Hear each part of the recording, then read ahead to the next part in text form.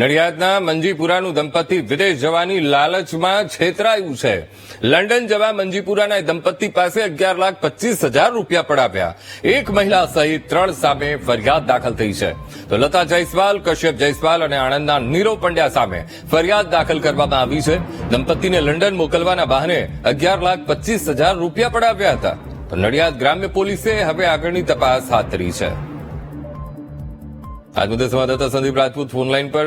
સંદીપ, નડિયાદના મંજીપુરાનું દંપતી વિદેશ જવાની લાલચમાં છેતરાયું છે, શું તપાસ? સંદીપ, ચોક્કસથી અંકુર, વાત કરવામાં આવે તો વર્ષ 2022માં નડિયાદના મંજીપુરામાં રહેતા જે આ પટેલ પરિવાર છે તેમના દંપતીએ લંડન જવાની ઈચ્છા દર્શાવી હતી ને ત્યાં જે પોતે પગભર થઈ શકે ને કોઈ કામ કરી શકે તેના માટે તેમને એજન્ટની શોધખોળ હાથ ધરી હતી. પરંતુ જે આ દંપતી છે તેના પત્ની છે તે એક જ કંપનીમાં કામ કરતા હોય લતાબેન જયસ્વાલ નામની જે મહિલા છે તેના સંપર્કમાં આવી હતી ને તેમને આ અંગે વાત કરતા તેમને કહ્યું હતું કે તેમની પાસે એજન્ટ સારા છે.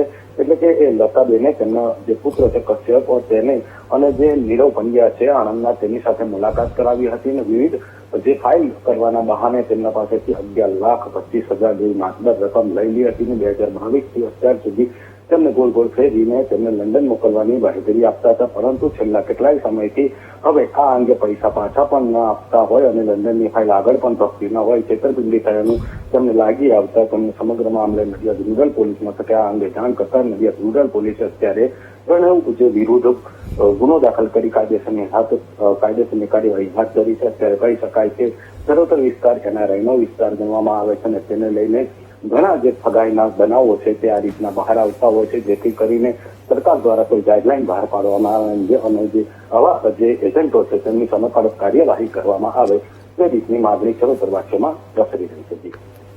જી બિલકુલ સંદીપ, સમગ્ર માહિતી સાથે જોડાવા બદલ આપનો આભાર. ગઢડાના